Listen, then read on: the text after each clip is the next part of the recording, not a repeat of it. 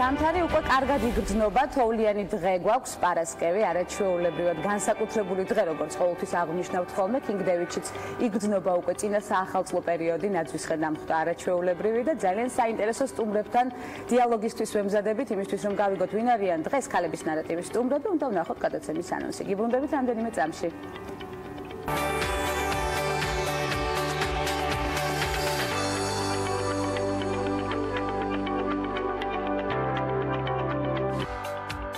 ქალების ნარატივი King David-დან ტრადიციულად პარასკევის 11-ზე. TV Pirvelis პირდაპირ ეთერში ფსიქოლოგი ნანა ჩაჩუა და რეჟისორი თამთა გაბრიჩიძე 8 დეკემბრის გადაცემაში. ეს ქალების ნარატივია. გვანცალ აღიძესთან ერთად.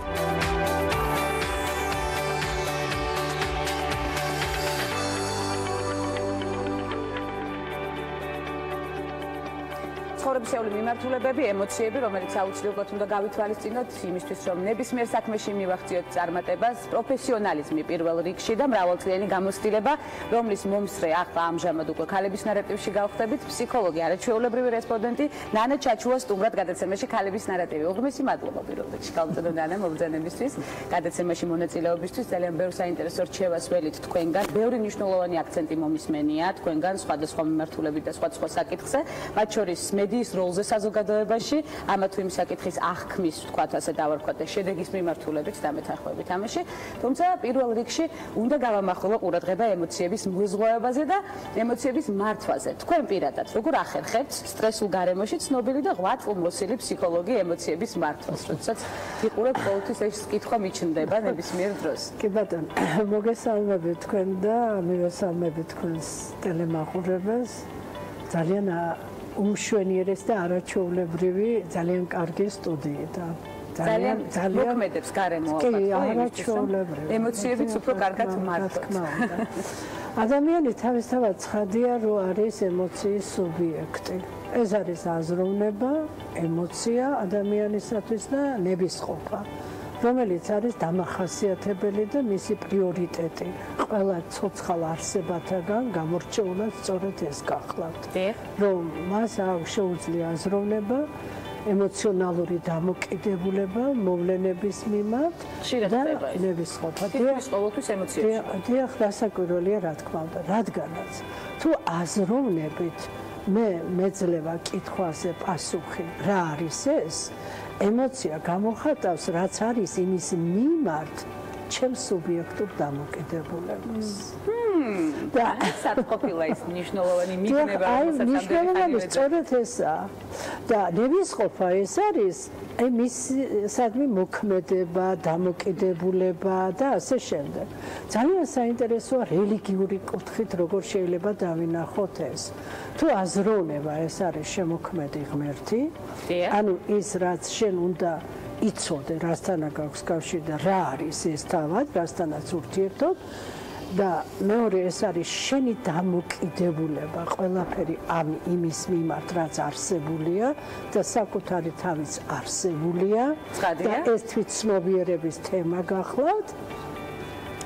ეს რელიგიაში განიხილება, რელიგიაში კი არ განიხილება, ამ წუთში განვიხილოთ, მოდი ჩვენ ასე, რომ რელიგიის ადამიანი რელიგიური კუთხით არ გაგვინაწყენდნენ, რომ რელიგიაში კი არა, აი ჩვენ შევხედოთ ასე, რელიგია ამას ასე არ განიხილავს, რომ აი სწორედ ემოციური დამოკიდებულება, ანუ ჩემი დამოკიდებულება მოვლენების მიმართ, როგორია მომწონს ის თუ არ მომწონს, მიყვარს თუ მძულს, აღტაცებას იწვევს ის ჩემში თუ დანანებას, ეს არის ქრისტეს ფენომენი. და რა არის ქრისტე? როგორც პავლე მოციქული ამბობს, სიყვარულია. ანუ ემოციის მართვის ძირის ძირი, ემოციის პოზიტიურად წარმართვის, კონსტრუქციულად წარმართვის, ისე რომ შენს ბედნიერი იყო და შენს ირგვლივ მყოფი ადამიანის ბედნიერები გიყვარდეს. სიყვარული არის ყველაფრის წამალი და პოზიტიური ემოციების მოსწავლება. ის ძირი, აი ის არის ის რესურსი, რომლითაც შეიძლება გქონდეს ადეკვატური დამოკიდებულება. თუმცა ამას მობილიზება სჭირდება. გრევა არის სიყვარულით უნდა დაინგრეს.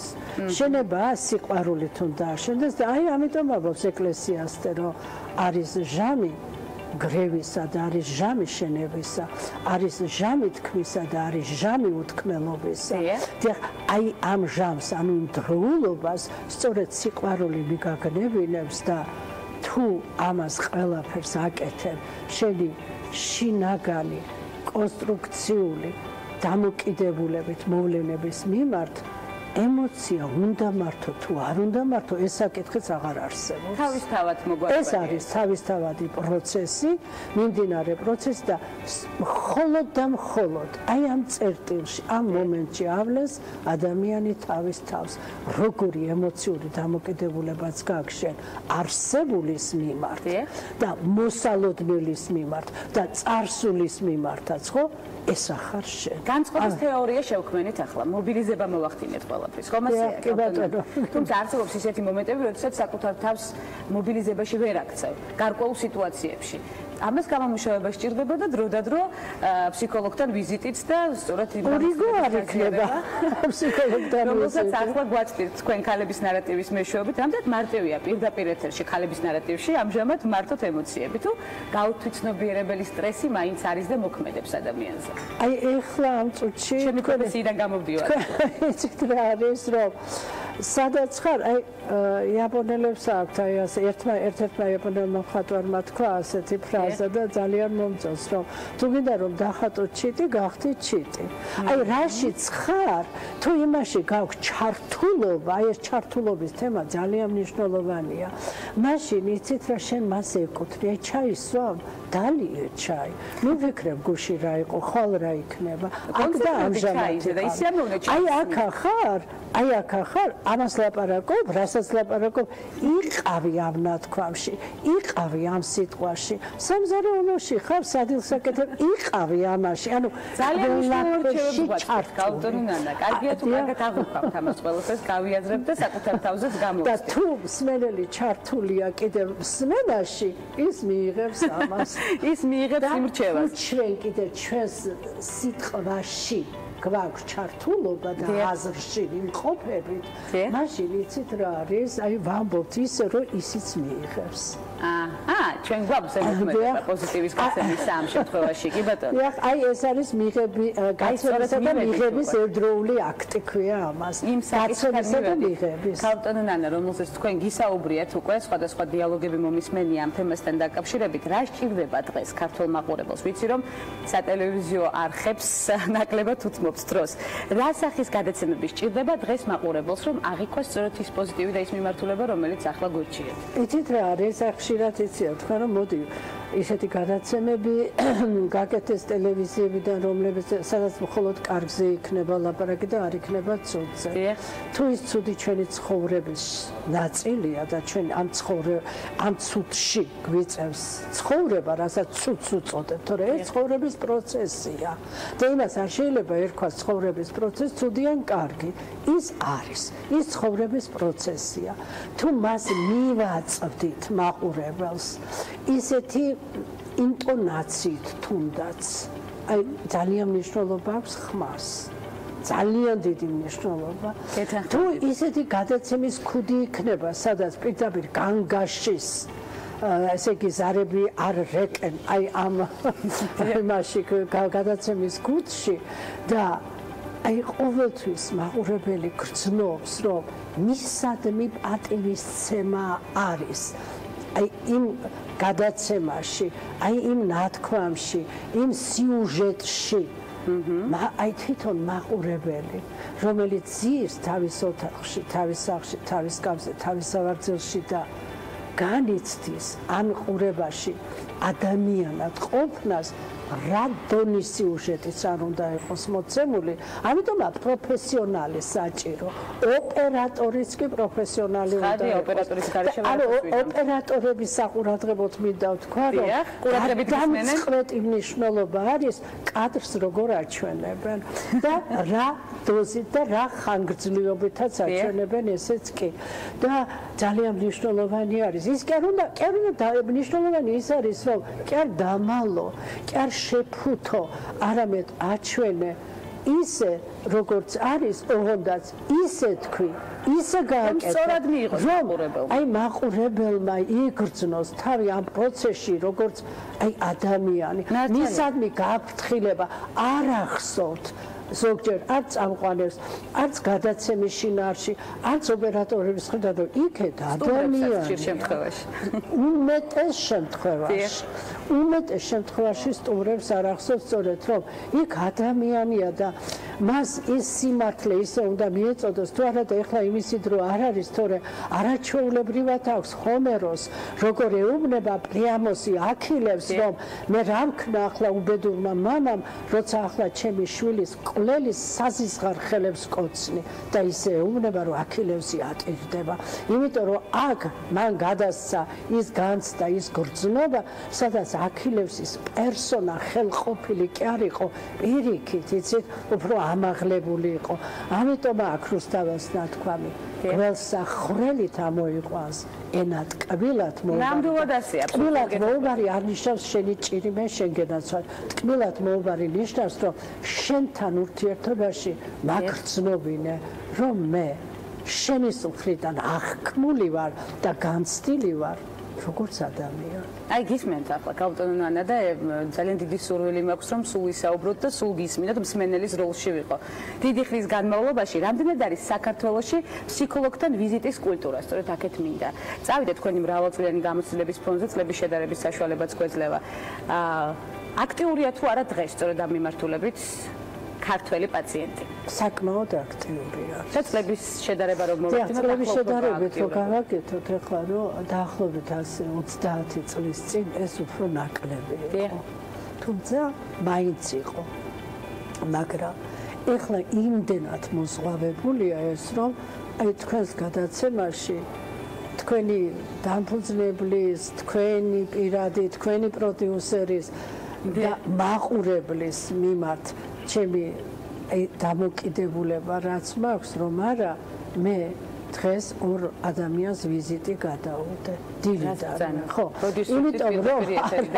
იმიტომ რომ არა გადაუდე სხვა მეტი არაფერი იმიტომ რომ აი რო იწყება მუშაობა დილის აი თქვა 10 საათიდან ღამის 10 საათამდე გრძელდება ეს სამუშაო შაბათ-კვირის ჩათვლით ეხლა თქვენ წარმოიდგინეთ რომ როგორი არის მართლაც მოზღვავება და ეს არ არის მხოლოდ იმის გამო რომ მხოლოდ იმის გამო რა თქმა უნდა არის მაგრამ ამიტომ ხაზს უსვამ მხოლოდ იმის გამო რომ პრობლემების სიმრავლე არის არჩევანის სიმრავლეა და არჩევანის სიმრავლე რას ნიშნავს აი ამ კლდიდან გადავეშვა თუ უკან დავბრუნდე და სწორი გზით ვიარო ეს არჩევანია აი ასეთი არჩევანი და უამრავი არჩევანის წინაშე დგას დღეს ადამიანი და მას შინაგანი კონფლიქტები უჩნდება ამის გამო შინაგანი დაძაბულობა საკუთარ თავთანაც გაუცხოების უამრავი სხვა პრობლემები არსებობს და რა თქმა უნდა რომ აი ამ შემთხვევაში ის კულტურა რომელიც დღეს ფსიქოლოგთან ურთიერთობის კულტურად შეიძლება ჩამოვაყალიბოთ ასე საკმაოდ მაღალია კულტურა უკვე არსებობს ქართულ საზოგადოებაში რა პრობლემებით მოგმართავენ ძირითადად ქალბატონო ეს არის საინტერესო რა არის მთავარი ფსიქოლოგიური პრობლემის მიმართულება რომ ავიღოთ საქართველოში სხვა შინაგანი კონფლიქტებია ძირითადად ეს შინაგანი კონფლიქტები არის საკუთარ თავთან დამოკიდებულების პრობლემა და ამავე დროს გარე სინამდვილესთან დამოკიდებულების პრობლემა. ახლა რომ ყოფილიყო ზიგმუნდ ფროიდი აუცილებლად იტყო და არ დაგავიწყდეთ რომ დაცვის მექანიზმებს მიმართავენ ადამიანები და უმეტეს შემთხვევაში და ამეთი გაურბიან სინამდვილეს და ერიხ ფრომიც გვეტყო და არ დაგავიწყდეს ახლა. მეტყოდა რომ უნდა თქვა რომ თავისუფლებიდან გაქცევის მექანიზმები მუშაობს ძალიან ხშირად და ეს გაქცევის და ეს არის პასუხისმგებლობიდან გაქცევა. ანუ იგივე პასუხისმგებლობიდან გაქცევა და თავისუფლებიდან გაქცევის მექანიზმები გამოიხატება ავტორიტარიზმში, კონფორმულობაში და ტოტალიტარიზმში. ეს ტოტალიტარიზმი არ არის მარტო ის რომ ხელისუფლებაში ვიყო და იქედან წარმართო ოჯახში, ურთიერთობებში, ორ ადამიანს შორის ურთიერთობაშიც.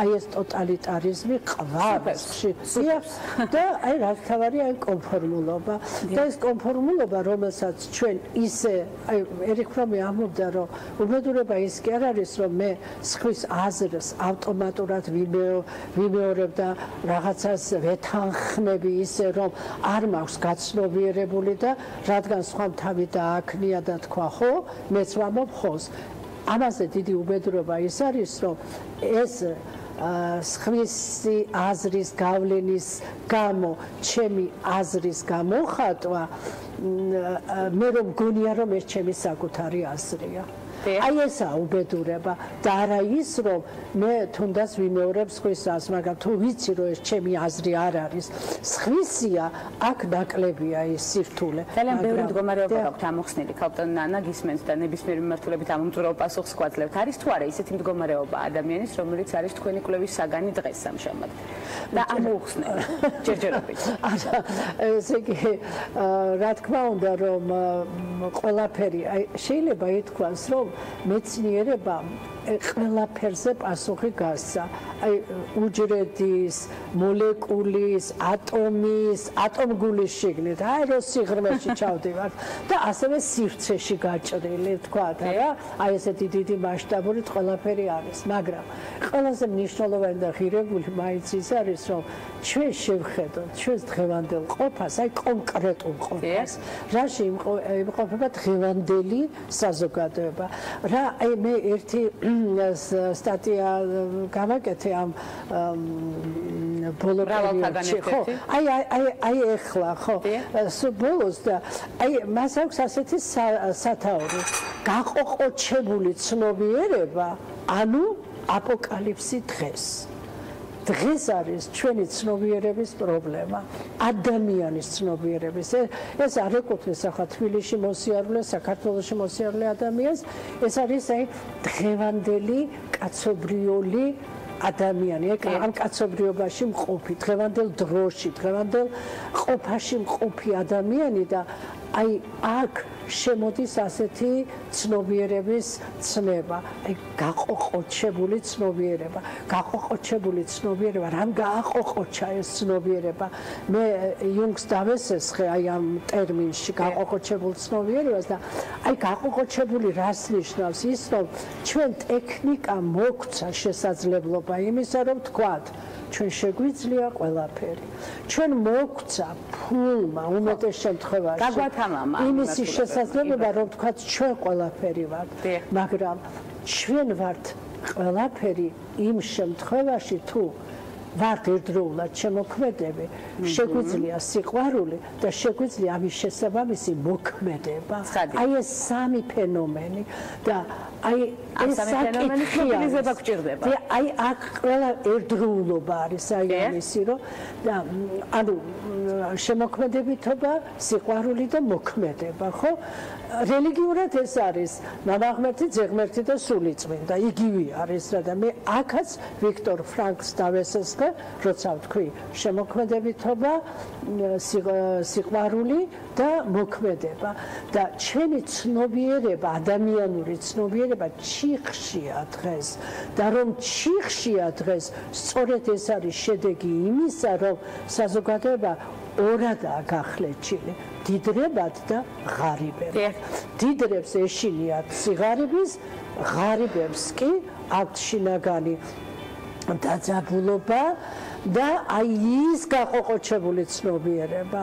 რომელიც ტექნიკის გამო გაყოყოჩდა ფულის გამო გაყოყოჩდა აი ეს არის ის თქვენი მთავარი ინტერესი თქვენი პროფესიის მიმართ რატომ გახდა სწორედ ეს პროფესია თქვენი არჩევანი წლების წინ ეცეთ რა არის ეს საკმაოდ ისეთი დიდი ისტორია არის მაგრამ ჩემი ოჯახი სადაც დიდი დოზით სუფევდა განსწავლულობა და იყო ფილოსოფიური, ფსიქოლოგიური ლიტერატურა, მამა იყო ქიმიკოსი და მე დღესაც მისი შეძენილი და აი ხშირად კომენტარებიც კი ფურცლებზე გაკეთებული წითელი ასეთი ფანქრით აღნიშნული დიმიტრი უზნაძის ტომებია ჩვენს ოჯახში მამის ნაკონი შალვანუცუბიძის ასევე იცით რა არის ახლა ამასწილად რაღაცაზე დამჭირდა და ჰერდერის და რაღაც მასალებზე ვლაპარაკობდი და ისე გავუკვირდა ერთ ჩემ მეგობარს რომ ჰერდერს ასე როგორ იცნობ კარგად და ეს იყო მამაჩემის ბიბლიოთეკიდან აღებული წიგნები. ჰერდერი და მამის გავლენა. დიახ, ძალიან დიდი გავლენა. აი ისეთი ლიტერატურა და ამ დროს მაშინ იცით სწავლება იყო სულ სხვა იყო, იცით? და მიუხედავად იმისა, რომ ქიმიკოსი იყო და სხვა მიმართულებით იყო მისი ინტერესები, ხო? აი ფსიქოლოგიას, ფილოსოფიას, ლიტერატურას, აი ხარბად იყო დაწაფებული იმ დროის თაობა. ჩემ თაობაშიც იყო და ეხლა ეს პროექტები, რომელსაც ჩვენ მე როგორც ფსიქოლოგი ვამუშავებ, ესაა ძირითადად ბიბლიოთერაპია, ანუ წიგნით თერაპია. წიგნით თერაპია არის, იცით რა საინტერესო თერაპია არის, რომ აი მაგალითად ფობიით მოიყვანეს ერთი გოგონა, სულ რამოდენიმე თვის წინ იყო ჩვენთან. პირველი წავაკითხა სულაკაურის ძაღლი, მერე ვილაპარაკეთ ამ ძაღლის შესახებ, მერე იყო ნოდარ დუმბაძის ძაღლი, მერე წავაკითხა ჯეკ ლონდონის წინაპართა ძაღლი და როცა ემპათიურობა, ანუ თანაგამცდელობა ამ ძაღლის მიმართ გაუჩნდა და თან რაფერადებიებდი ნახატებს აი ძაღლთან დაკავშირებით და მოვიდა ერთხელ და ნუ მითხრა დედამ ესმა რომ მითხრა ბავშვმა ძაღლი მიყიდა სახში განაცხადა.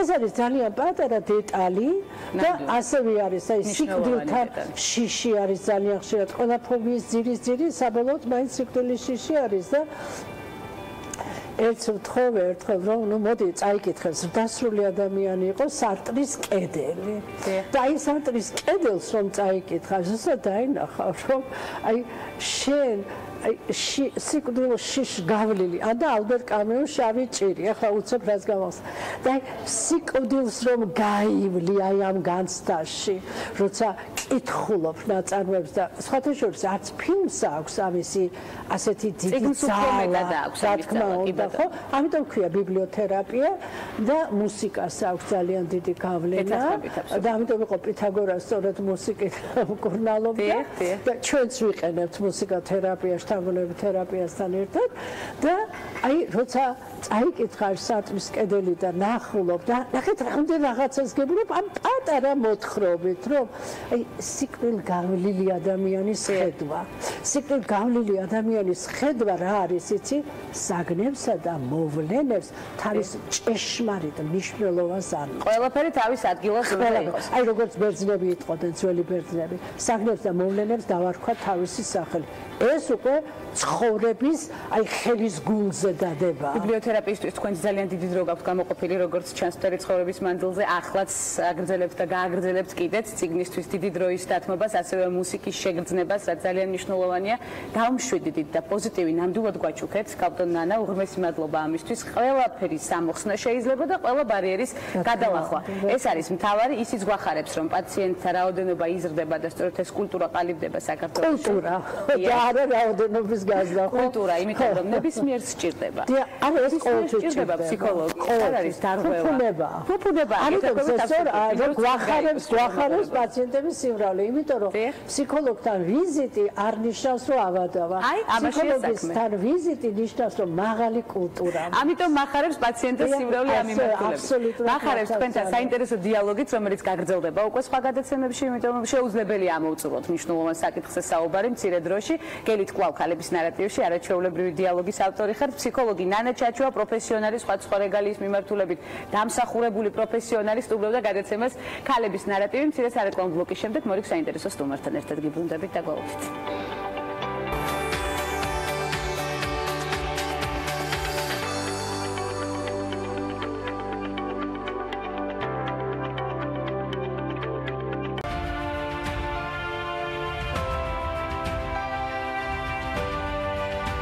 მსოფლიოში ცნობილი და პრესტიჟული ბრენდი Pirveli და საინტერესო ისტორია, რომელსაც თათია ჩაფიჩაძე მოგვიყვება ქართულ მონაწილეებზეც მათ შორისაც ძალიან მნიშვნელოვანია. რამდენიმე წამში ვნახოთ სიუჟეტი და შემდეგ საინტერესო სტუმართან ერთად ვიბრუნდებით უკვე ქართულ კინემატოგრაფიაზე სასაუბროდ და გველოდით. ინოვაციური აზროვნება, თამამი იდეები და სტერეოტიპების ნგრევა. ეს ის ძირითადი მოთხოვნებია, რომლის დაკმაყოფილების შემთხვევაშიც შამპანიურის სახლი Pirveli საქმიან ქალებს მსოფლიოს 27 ქვეყანაში ყოველწლიურად აჯილდოებს. მსოფლიოს მასშტაბით წარმატებული ქალი მეწარმეების გამოვლენის მიზანი მათი გაძლიერება და დამწყები ბიზნესმენებისთვის წარმატების გაზიარებაა. ქალებისთვის ბიზნესის კეთება დიდ სირთულეებთან არის დაკავშირებული. ეს ეხება არა მხოლოდ საქართველოს, არამედ მსოფლიოს მრავალ ქვეყანას. ეს ბიზნეს დაჯილდოება ინსპირირებულია მადამ კლიკოს მიერ, რომელიც 27 წლის ასაკში დაქვრივდა. მას მემკვიდრეობით მცირე ბიზნესი ერგო, რომელიც მენეჯერული გადაწყვეტილებით წამყვან ღვინისა და ალკოჰოლური სასმელების კომპანიად აქცია. ეს კარგი მაგალითია მეწარმე ქალებისთვის, რათა შეცვალონ თამაშის წესები და თამამი გადაწყვეტილებებით მიაღწიონ წარმატებას. სწორედ 27 წლის ასაკში დაქვრივებული მადამ კლიკოს დამსახურებით გახდა ეს ბრენდი ევროპის ბურჟუაზიის საყვარელი სასმელი. Pirveli სახელს უკავშირდება რამდენიმე მნიშვნელოვანი ინოვაცია ღვინის სამყაროში. მათ შორის ისეთი, როგორიცაა რემუაჟის მაგიდის გამოგონება, Pirveli ვინტაჟი და Pirveli როზე, რომელიც წითელი და თეთრი ღვინის შერევით მიიღება. 1972 წელს მადამ კლიკოს დამსახურების კიდევ ერთხელ დასაფასებლად დაწესდა ჯილდო საქმიანი ქალბატონებისთვის. დღეს ამ საპატიო ჯილდოს ფლობენ მსოფლიოში ცნობილი ისეთი ქალები, როგორებიც არიან ლეგენდარული არქიტექტორი ზაჰა ჰადიდი, ბრიტანელი დიზაინერი ანია ჰინდმაჩი და სხვები. მათ რიცხვ წელს კომპანია დიოს დამფუძნებელი ირმა დაუშვილით შეემატა. თითოეული დაჯილდოება, სადაც კი მიმიღია მონაწილეობა, ყოველთვის ძალიან ემოციური იყო. ყოველთვის არ ყოფილვარ გამარჯვებული, მაგრამ დღეს ეს ბედნიერება, ნამდვილად ბედნიერება, იმიტომ რომ რაც გვიკეთებია ჩვენ ფაქტურად ბიზნესში ვარ 24 წელიწადია, თუმცა დიოკი 21 წლის არის. ძალიან რთული, მაგრამ საინტერესო გზა გავლა.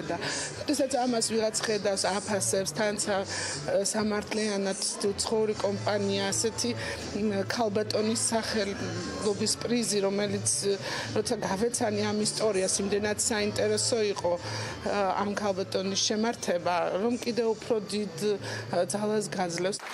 კონკურსში მონაწილე ქალების მოღვაწეობის სფერო შეზღუდული არ არის. შესაბამისად, ქართველმა ჟიურის წევრებმა ნომინანტები სხვადასხვა ბიზნეს სექტორიდან ამოარჩია. ჟიურის შემადგენლობაში კვლევითი საკონსულტაციო კომპანია ACT-ის თანადამფუძნებელი და აღმასრულებელი დირექტორი თინათინ რუხაძე, სცენარისტი ქეთი დევდარიანი, ჟურნალისტი ოთარ ქირია და ლუტეცია ჯგუფის დამფუძნებელი ვახტანგ ფხაკაძე შედიოდნენ.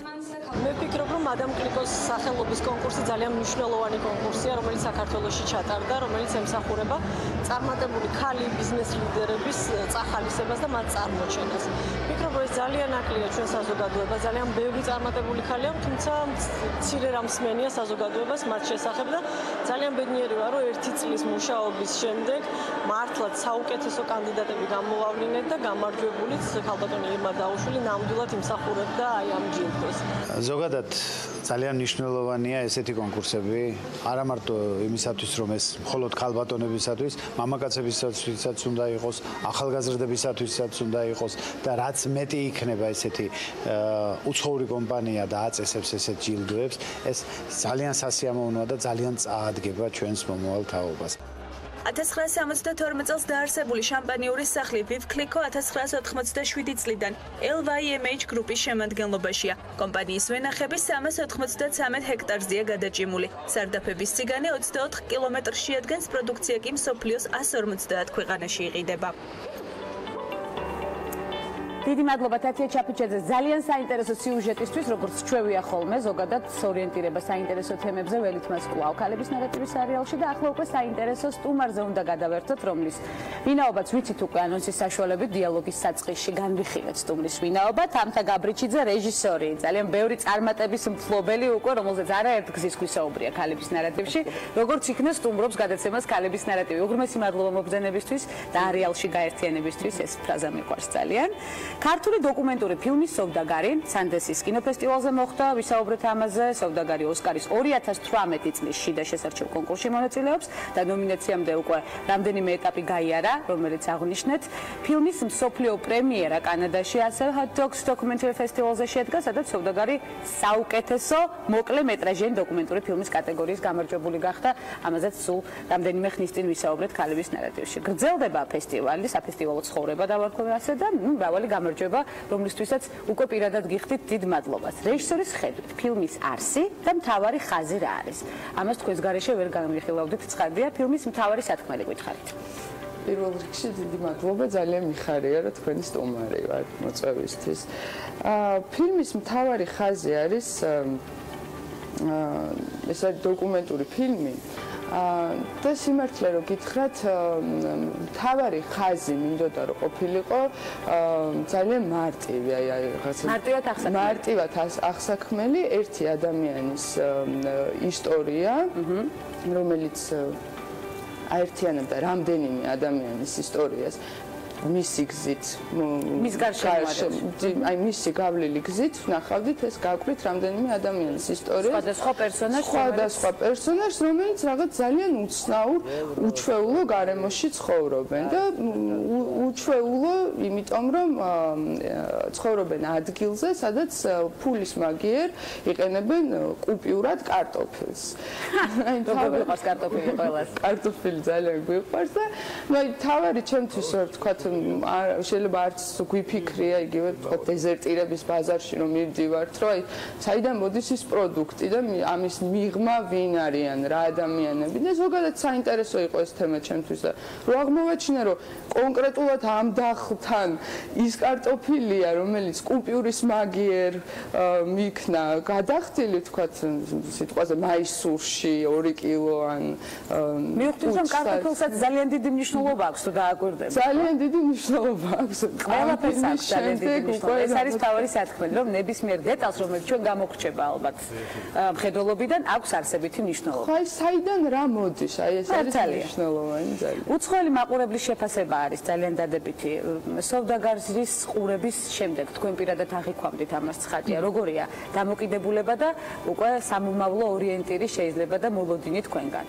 აი ცოტა ხნის წინ ჩამოვედი ლაიფციგში არის ცნობილი დოკუმენტური ფილმების ფესტივალი და განსაკუთრებით გამოვყოფ ამ გერმანულ აუდიტორიას და გამოვყოთ რაღაცა არანორმალურად კარგად და სწორად და ზუსტად აღიქვა პერსონაჟიც, ისტორიაც, ადამიანებიც. ხონდა შემდეგ განხილვა და შემდეგ ყოველთვის ფესტივალების ჩვენების შემდეგ არის ხოლმე კითხვა-პასუხის დრო, რაღაც დაახლოებით 15 წუთი და არ დამთავრდა ეს კითხვა-პასუხი, გაგრძელდა და იმდენად სწორია, იმდენად ზუსტი კითხვაც იყო შენიშვნაც, აქცენტები, რომ აი რაღაც ძალიან ბედნიერი ვარ და რაღაც ეხლა იქნება საქართველოში. დღეს არის ქართული პრემიერა. ქართული პრემიერა კინოფესტივალის ფარგლებში. ფესტივალის ფარგლებში და ეხლა უფრო ვღელავ, იმიტომ რომ ასე თუ ისე უცხოელი აუდიტორიის რეაქციები უკვე ნანახი მაქვს. როგორია მოლოდინი ქართული მაყურებლის რეაქციისა? ცოტა მეშინია. რატო? რაღაც ბევრჯერ გაჟღერდა ამ ფილმის თაობაზე და რაღაც წარმატებები. ფაქტია რომ წარმატებები უკვე მოვიპოვეთ, ეს არის მთავარი საერთაშორისო ასპარეზზე მოვიპოვეთ და ბუნებრივია ქართული მაყურებელი კიდევ უფრო სიამაყით შეხვდება ამ ფილმს. მე ამის ძალიან დიდი იმედი მაქვს და დღეს უკვე მიეცემა საშუალება სწორედ იმ კითხვა-პასუხის რეჟიმში და შეფასებების რეჟიმში ამ ყოველთვის განხილვისა და ემოციების გაზიარებისა ველით პოზიტიურ ემოციას ცხადია.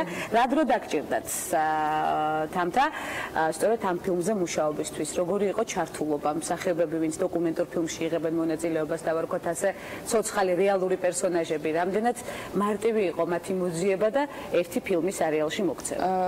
უშუალოდ ფილმის გადაღების პროცესი იყო ძალიან მცირედ რო გქონდა დაახლოებით 5 დღე, მაგრამ ნუ რო ვამბობ რომ 5 დღეში გადავიღე, ეს ხალხს გონია რომ ისე მარტივად წავედით 5 დღეში გადავიღეთ, ჩამოვედით.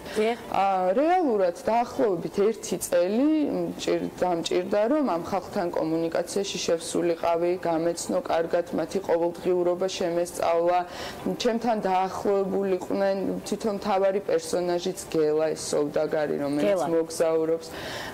ისიც რომ ჩემთან ყოფილიყო გახსნილი, არ ქონოდა რაღაცა შეზღუდვები თავისთავად კამერასთან და ასე შემდეგ. და ეს პროექტად იყო, სანამ მე ამ ადამიანებთან ურთიერთობა მქონდა, პროექტად როგორც სცენარი და პროექტი გამზადებული, დავდიოდი სხვადასხვა ფესტივალზე, სხვადასხვა ფორუმებზე და მასალაც მქონდა, ვიდეო მასალაც და ეს ხალხს ვაცნობდი, რომ ესეთ პროექტზე მუშაობ და სხვათა შორის დიდი დაინტერესება იყო საზღვარგარეთიდან, რომ ფინანსურად ჩართულიყვნენ. თუმცა სამწუხაროდ ესე ხდება ხოლმე, რომ როდესაც ასე თუ ისე ახალბედა რეჟისორი ხარ, ელოდებიან რომ შენი ქვეყნიდანაც რაღაც თანხა, რაღაც თუნდაც მცირედი უნდა ჩაიდოს პროექტში და შემდეგ უკვე კოპროდუქცია შედგება, გაცილებით აღემატება ხოლმე საზღვარგარეთის თანხები, მაგრამ რაღაც უნდა გაიყოს შემოქვეყანებაც. და ამ კონკრეტულ შემთხვევაში ისე მოხდა, რომ რაღაცა გაგვიჭირდა ეს დაფინანსების საქართველოს მხრიდან. თუმცა იმდენად უკვე ჩემში დაახვავდა ეს იმდენად სურვილი და აუცილებლად ამ ადამიანებთანაც მე უხერხულებოდა, იმიტომ რომ რაღაც ყოველდღიური ურთიერთობა მქონდა, რომ ესე ძალიან მცირე თანხებით პირველი არხის დახმარებით გადავიღეთ და მე მგონი ეს უკეთესი იყო, ვიდრე როდინი იმ დიდი თანხები. აბსოლუტურად გეთანხმებით, შედეგი უკვე სახეზეა, გამარჯვება სახეზეა, სიამაყე სახეზეა, რაც მთავარია ქართული მაყურებლის და საზოგადოების მედიის, რაც ყოველთვის ჩართულია ცხადია. გაჩნდა თუ არა უკვე ახალი შეთავაზებები, ეს არის საინტერესო საერთაშორისო ასპარეზიდან, იმიტომ რომ უამრავი რეჟისორი გაიცანით, უამრავი ჩართულობა იყო და დადებითი ემოცია, რაც უკვე აღნიშნეთ. არის თუ არა მიმდინარე პროექტებში კვლავ საერთაშორისო პროექტები? არის საბედნიეროდ, საბოლოოდ როგორ დამთავრდება ვერ გეტყვით, მაგრამ ეხლა ვართ მოლაპარაკებების რეჟიმზე. ამ ფილმის პირველი წარმატება იყო კანადაში, ძალიან მასშტაბური ფესტივალია Hot Dogs-ი და ეს ინდუსტრიული შეხვედრებით არის გამორჩეული პროდიუსერები, სხვადასხვა კომპანიები ჩამოდიან, გესაუბრებიან, აზრების გაცვლა გამოცვლა ხდება და აი ჯერ კიდევ Hot Dogs-იდან თვითონ უშუალოდ ფილმზეც თქვათ იგივე Netflix-მა შეიძინა ეს ფილმი და Hot Dogs-ის მეშვეობით მოხდა ეს კომუნიკაცია და იგივე უკვე ახალ პროექტებზეც Hot Dogs-ის შემდეგ დამიკავშირდნენ და ნუ არის საუბარი რაღაც ისეთ საკმაოდ მნიშვნელოვან პროექტებზე. ეს იქნება უბრალოდ მხატვრული სრულმეტრაჟიანი ფილმი. სახეობები დავირაზმეთ და გავაქტიურდით ამ კონკრეტულ შემთხვევაში. ნიჭი ყოველთვის პოულობს თავის გზას და წარმატებას, მაშინ როდესაც გიყვარს საკუთარი საქმე განსაკუთრებით, მაგრამ როდის შეგიყვარდა რეჟისურა და რატომ გადაწყვიტე სარეჟისოროსი ჩაბარება? სხვათა შორის ბავშვობაში რაღაცა ეტაპზე მინდოდა მსახიობობა. და რაღაც მე გარდატეხა მოხდა, არ ვიცი, ჩემს ცნობიერში ალბათ და ისედაც ცხოვრებისეულათაც და ასე პროფესიულადაც რაღაც კამერის მიღმა ყოფნა ვარჩიე და მე თვითონ რომ ის ამბები მომეყოლა რაც მინდოდა რომ მომეყოლა და ეს სადღაც მოხდა ალბათ მე-10 კლასში რომ ბავშვობიდან წერდი რაღაც ეს ჩემი გატაცება იყო და შემდეგ გადავწყვიტე რომ ჩამებარებინა სარეჟისოროზე. დღემდე სიმართლე გითხრათ ეს ძალიან მეუხერხულება ჩემს თავზე რომ ამბობ რომ რეჟისორი ვარ იმდენად რაღაცა რეჟისორი ძალიან კარგი თვისებაა, თუმცა აქ უადგილო ნამდვილად ჩვენ გვაქვს შედეგი სახეზე და კიდევ საომავლო გეგმები რომელსაც იმედი მაქვს რომ განვიხილავთ ქალების ნარატივში პირადად თქვენს გარეშეც განვიხილავთ ცხადია, მაგრამ პირადად გვესტუმრებით აუცილებლად. საომავლო გეგმებში უკვე მხატვრული ფილმი, რომელზეც ვისაუბრეთ, საერთაშორისო პროექტი, რომელიც დარწმუნებული ვარ, ნაბიჯ უკვე მივა შედეგამდე, ამას დრო დასჭირდება, მაგრამ მოთმინებით დაველოდებით. ცხადია, თამთა გაბრიჩიძე, რეჟისორი, არაჩვეულებრივი გოგო, ძალიან საინტერესო დიალოგით. წარმატებებს გისურვებთ დღევანდელ პრემიერაზე, ქართული პრემიერაც სწორედ ისეთივე წარმატებით დასრულდება, როგორც დანარჩენი მსოფლიო მასშტაბით. მე ამის დიდი იმედი მაქვს. თამთას ვემშვიდობებით, თქვენს გემშვიდობებით უკვე ურჩებათამდე. სასიამოვნო და საინტერესო შაბათ კვირას გისურვებთ და ხვდებით ერთმანეთს ორ შაბათს კვლავ 11 საათზე უკვე რა თქმა უნდა TV პირველის პირდაპირ ეთერის მეშვეობით TV პირველის სტუდიიდან და მორიგი აქტუალური თემების განსახილველად ქალების ნარატივის ფარგლებში ბედნიერად.